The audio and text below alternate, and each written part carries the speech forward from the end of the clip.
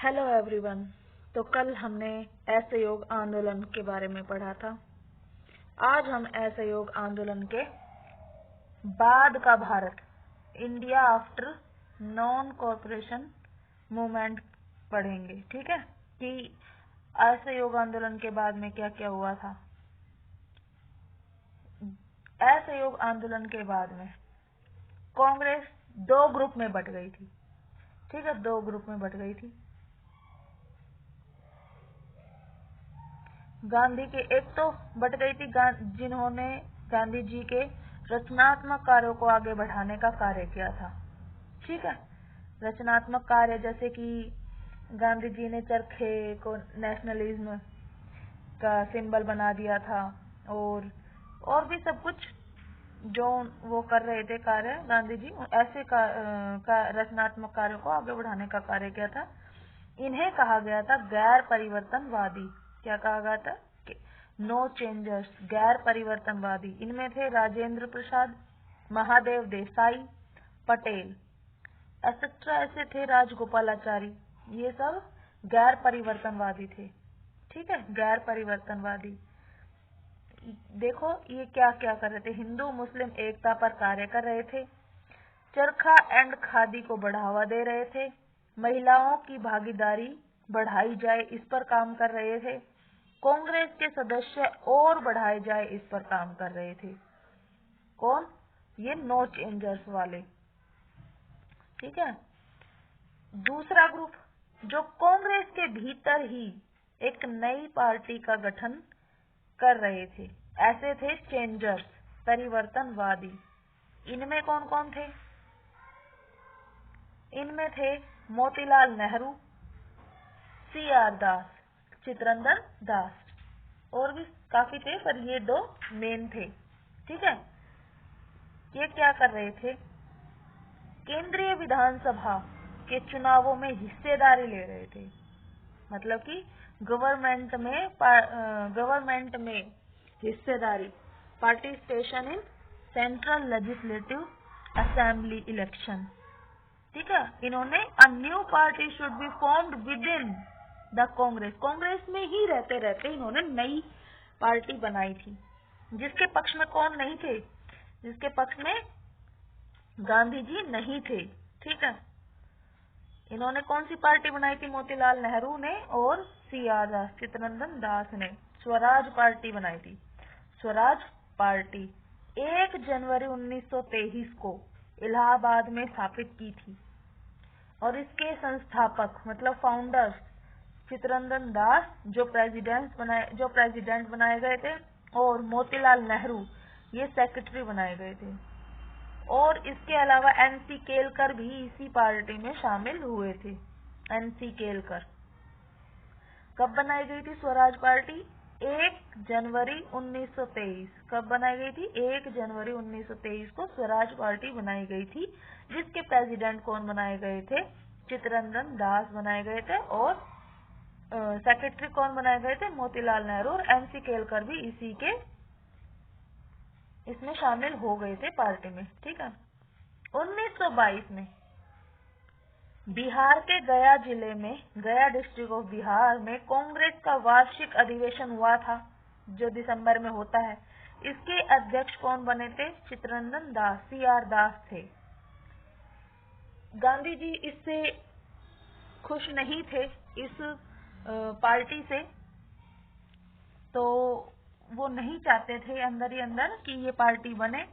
और जब ये असहयोग आंदोलन चला था तो चोरी चोरा का कांड हुआ था, तो उसमें सरकार ने क्या किया था कि गांधी जी को जेल में कुछ सालों के लिए बंद कर दिया था, पर उनकी तबीयत खराब होने से उनको बाहर छोड़ दिया गया। तो 1924 में क्या हुआ था? गांधी दास पैक्ट हुआ था, जब गांधी जी रिलीज हो गए थे। ठीक है, गांधी दास समझौता हुआ था। स्वराज पार्टी के चुनावों में हिस्सेदारी को मंजूरी मिल गई थी गांधी जी द्वारा। मतलब कि गांधी जी ने कुछ शर्तें लगाई कि ठीक है भाई, तुम चुनाव में हिस्सा ले लो। वो इसलिए नहीं एग्री हो रहे थे कि तुम सरकार में शामिल हो जाओगे तो तुम उनके अंडर ही, उन्हीं की तरह काम करोगे, उनके अंडर काम करोगे, न कि तुम अपनी चलाओगे। ये सोच रहे थे कि हम उन पार्टी में शामिल होकर हम क्या करेंगे, सेंट्रल लेजिस्लेटिव असेंबली में शामिल होकर अपनी बातों को आगे पहुंचाएंगे। तो गांधी मान गए, गांधी जी मान गए थे। 1924 में हुआ था गांधी-दास पैक्ट, ये याद रखना। किस किस के बीच में हुआ था? गांधी जी और दास, चित्तरंजन दास के बीच में समझौता हुआ था। उन्होंने 1923 में कांग्रेस का दिल्ली में एक विशेष अधिवेशन हुआ था, स्पेशल कॉन्फ्रेंस ऑफ कांग्रेस इन दिल्ली। इसके अध्यक्ष कौन बने थे? ये इम्पोर्टेंट है, तभी मैंने नोट करके लिखी है ये बात। मौलाना अबुल कलाम आजाद बने थे। ये सबसे यंगेस्ट अध्यक्ष थे, यंगेस्ट थे ये, ठीक है। ये 35 वर्ष की आयु थी इनकी। मौलाना अबुल कलाम आजाद 35 वर्ष की अवस्था में कांग्रेस के अध्यक्ष बने थे, यंगेस्ट प्रेसिडेंट ऑफ कांग्रेस। ये नोट डाउन कर लेना। स्पेशल सेशन था दिल्ली में 1923 में, कांग्रेस के सबसे युवा अध्यक्ष। इस अधिवेशन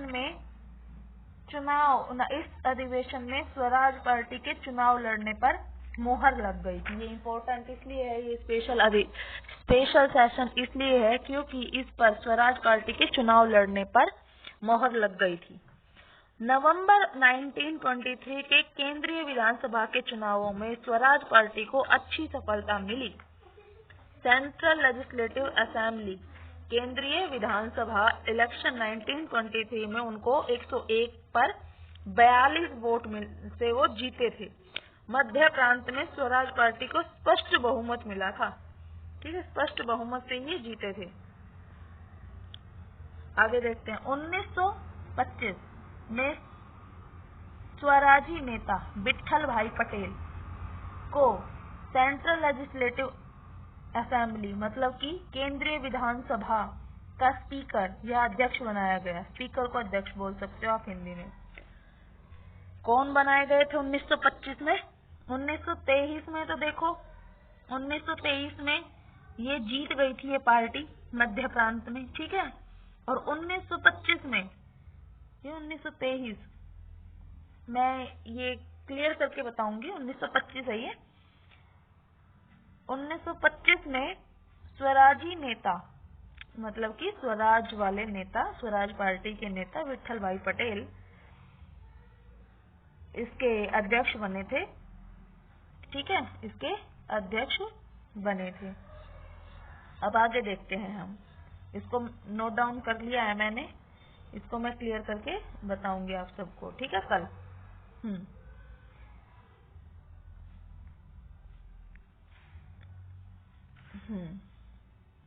1920 से 1923 ना 1930 का इम्पोर्टेंट ऑर्गेनाइजेशन हम अब पढ़ेंगे। 1920 से लेकर 1930 तक के जो ऑर्गेनाइजेशन बने थे इम्पोर्टेंट हम वो पढ़ेंगे, क्योंकि ये DSSB है, यहाँ हम कुछ नहीं छोड़ सकते हैं, हमें सब कुछ पढ़ना होगा। CTET नहीं है ये दोस्तों कि ऊपर से पढ़ लिया हो जाएगा काम, नहीं, यहाँ हमें बहुत मेहनत करनी पड़ेगी। अखिल भारतीय संघ या राष्ट्रीय उदारवादी संघ 1918 में ये बना था। नेशनल लिबरल लीग बनी थी, ठीक है, नेशनल लिबरल लीग बनी थी। तेज बहादुर सप्रू और विपिन चंद्र पाल। आप इसको ऐसे भी बोल सकते हो कि ये कांग्रेस का क्या था, द्वितीय विभाजन, सेकेंड पार्टीशन बना थे। द्वितीय विभाजन हुआ था किसका? कांग्रेस का।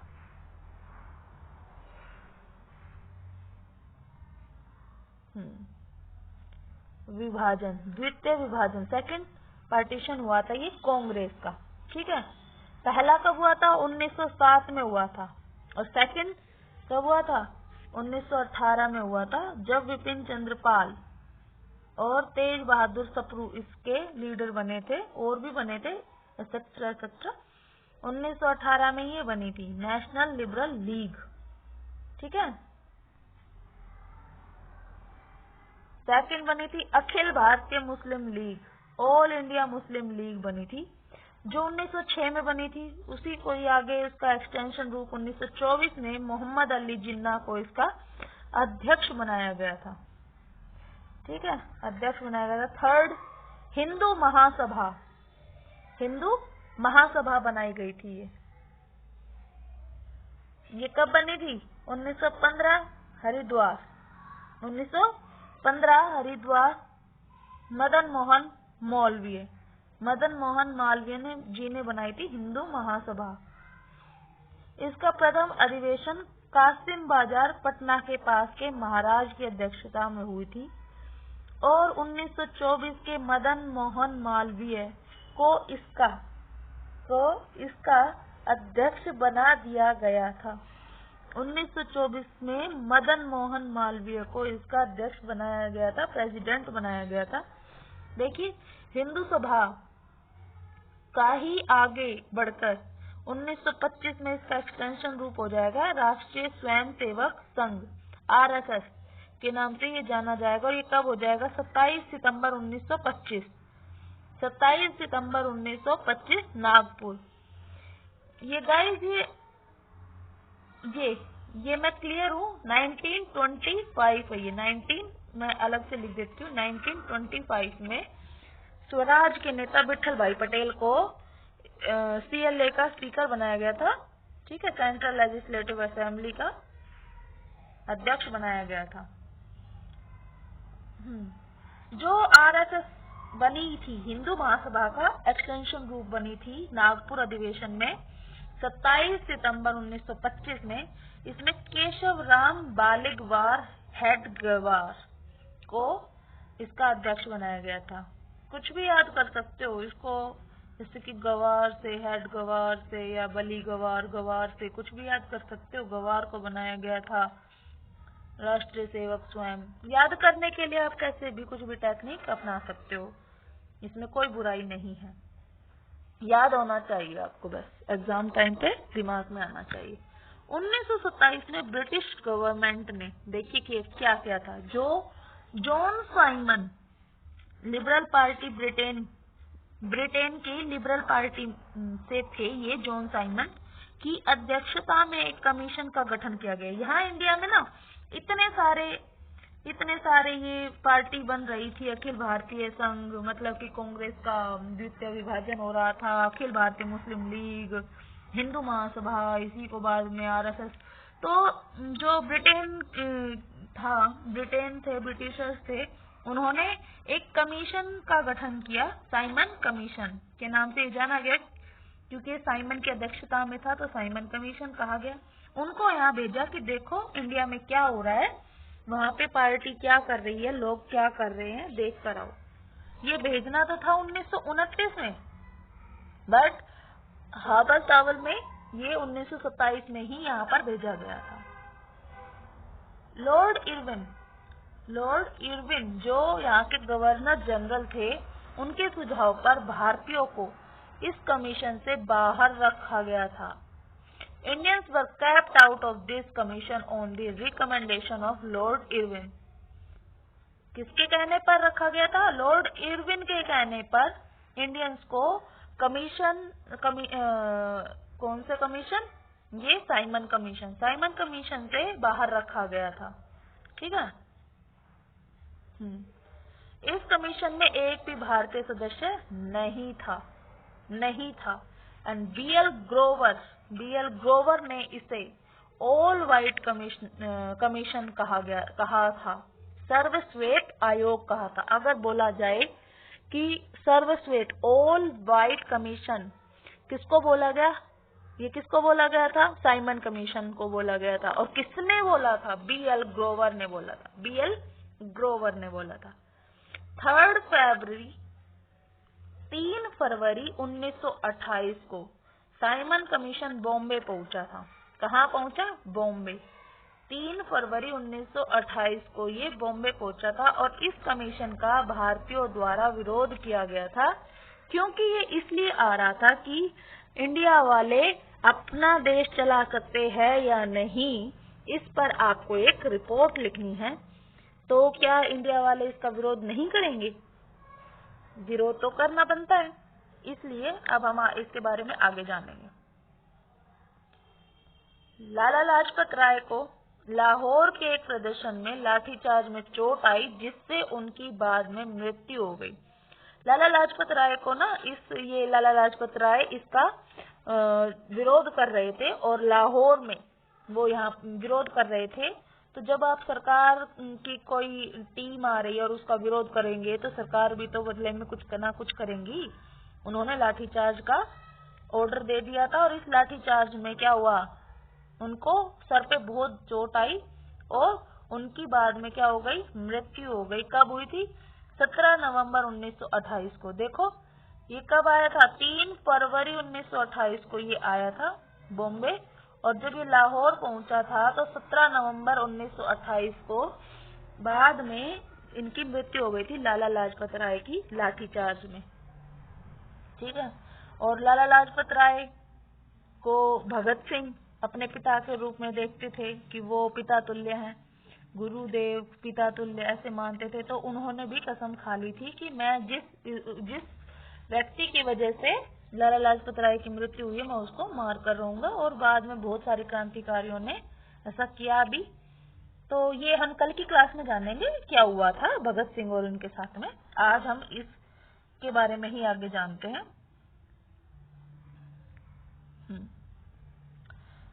देखो मोहम्मद, नोट करके एक बात लिख लो ये सारी। मोहम्मद अली जिन्ना ने साइमन कमीशन का विरोध किया था। अंबेडकर ने साइमन कमीशन का समर्थन किया था और बॉम्बे में सरकार द्वारा गठित साइमन सहयोग समिति के सदस्य बने थे। अंबेडकर जी इसलिए इसका समर्थन कर रहे थे, उनको लग रहा था कि यहाँ पर अपनी पार्टी बनाई जाएगी और उन दलित की भी एक पार्टी बनेगी और दलित को भी सरकार में पार्टीशन मिलेगा। इस वजह से वो समर्थन कर रहे थे। और भारत सचिव कौन थे इस टाइम पर? सेक्रेटरी ऑफ स्टेट कौन थे? लॉर्ड बिरकनहेड। लॉर्ड बिरकनहेड ने भारतीयों को संविधान निर्माण की चुनौती दी जिसे भारतीयों ने स्वीकार किया। समझ रहे हैं आप? जो भारत सचिव थे उस टाइम पर लॉर्ड बिरकनहेड, उन्होंने भारतीयों को संविधान निर्माण की चुनौती दी थी और जिसे भारतीयों ने स्वीकार भी किया था। मोतीलाल नेहरू की अध्यक्षता में नेहरू कमेटी का गठन किया गया, ये आप सबको पता है। और जिसने नेहरू रिपोर्ट तैयार की, नेहरू रिपोर्ट आप सबको पता है 1928 में आई थी, है ना। 1928 में नेहरू रिपोर्ट आई थी। इसी को ही बाद में हम अपना क्या बोलते हैं, इसी में ही सुधार करने के बाद में हम इसको अपना प्रियम्बल के रूप में भी जानते हैं, इसी रिपोर्ट को। ठीक है।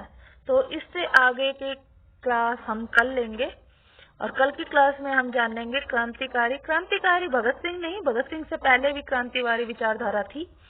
क्रांतिकारी विचारधाराएं भी कल हम देखेंगे और नेहरू रिपोर्ट से भी आगे हम पढ़ेंगे कि नेहरू रिपोर्ट में क्या क्या कहा गया था, और क्रांतिकारी विचारधाराएं भी पढ़ेंगे क्योंकि ये भी थे नेहरू जी के साथ साथ में क्रांतिकारी भी अपना कुछ प्रयास कर रहे थे हमें आजादी दिलाने के लिए।